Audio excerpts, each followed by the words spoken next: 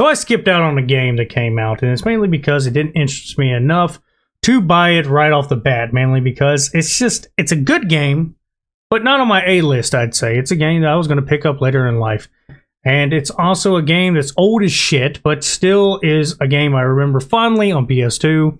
I'd borrow it all the time from my cousin, play it by myself. It was just an amazing game.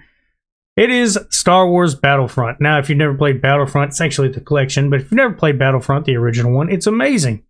It was definitely a good, nice pre-Call of Duty brain rot genre, and it was just amazing. Everything about it had a small little bit of story to it, and it was definitely revolutionary to me as far as, I say, pre-Halo. Now, I had to do a little bit of extra homework on this, mainly because I've never actually looked into what they've done. Now, they've done a lot of ports, they've done a lot of, little bit of work here and there, and by little, I mean quite literally a lot.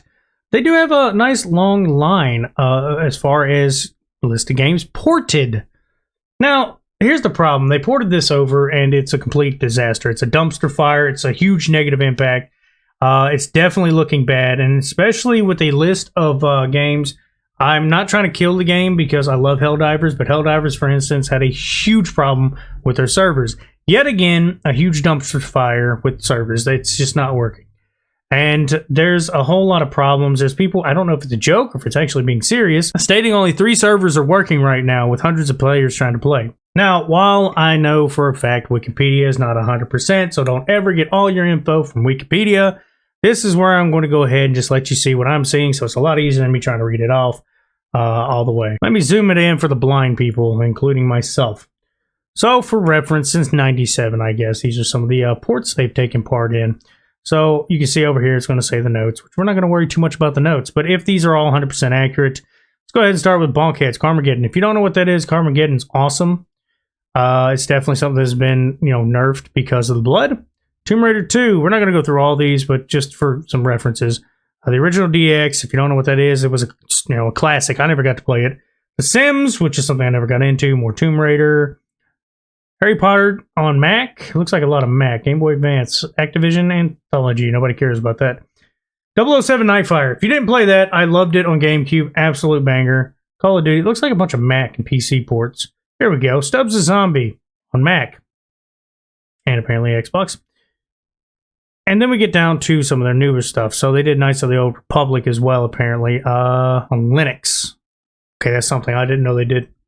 Fahrenheit Indigo Prophecy Remastered. I have that on my PlayStation. I need to play that at some point. But as you can see, pretty much from there's another Knights of the Old Republic, Nintendo Switch, PS4, which I think I have on my Nintendo Switch. No, I have it on my PS4.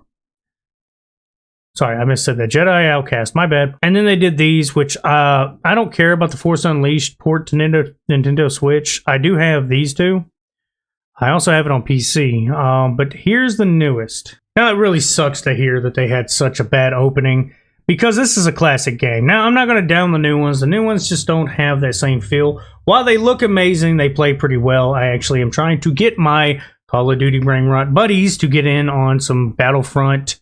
I've even told them when it's cheap, they just don't think $5 is even worth a game like that. But it's still a good game. The new ones, finally with the microtransaction problem out of the way, which I believe they still have, but it's not as radical and problematic as it was. But it's become quite a bigger game, and I think having the classics come out is definitely a no-brainer. It's simple, or it's simplified. It still quite literally plays well from what I've seen. And it was a game that is on my back catalog. It was something I was going to buy later. Because right now I have 2 PS5 games. One's going to be Dragon's Dogma, which I've mentioned about 1,000 times. And the other one I did not know was going to be a simpler game, which was going to be the Ronin game. I can't remember the full name, but it's coming out literally next week as well, which I don't know if I'm getting it just yet, but I will be getting it soon. Oh, and also I'll be streaming Dragon's Dogma as soon as I can. Hopefully I can start Saturday. So if you want to, come tune in. I'll be streaming it probably most of the day Saturday and try to get as much as Sunday, probably, and Sunday night. Just to kind of, get into that. But that aside, yes, it's a complete bombshell.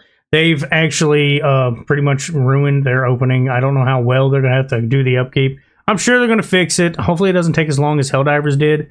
Because Helldivers, honestly, for an opening, took way too long. It was actually a huge problem. So their Xbox reviews are also hitting around about the 2% range. It's completely bombed at this point, and hopefully they fix it.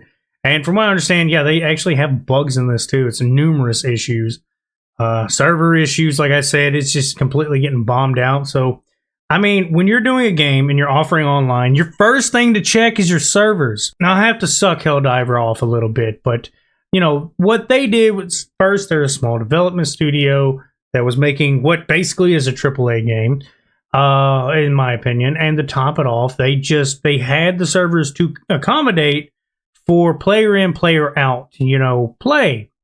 But a lot of idiots and, jack-offs decided to basically bombard the server and never get off. I think that's the biggest issue. The only time you got to come in is when actual players who log out of games would leave. And there was a small bug actually in Helldivers. I call it a bug because no other online game does this. You could go into rest mode at one point in time in Helldivers and just sit there in rest mode and it would stay online. Because we were playing Helldivers, he put his in rest mode like he usually does. I completely logged out, played another game, then got back in with him probably 2 hours later, and he was still on his ship, no problems. But I'm hoping they get this fixed before I end up buying it. I'm pretty sure I'm going to get it in probably next month, just to get that out of the way, because it's definitely a fun game. The online on it is just mind-numbingly hilarious and fun, and it's addicting. It's definitely nostalgic. I'm pretty sure it still looks like dog shit.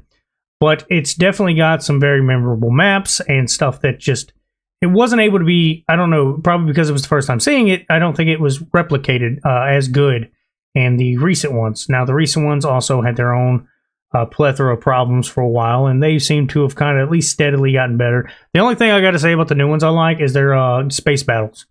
They're amazing. Sometimes you can jump into space and get into some, dogfights, which are awesome. And honestly, Star Wars just got a very rich history to me. It's something that I've loved for a long time, except for rather recently.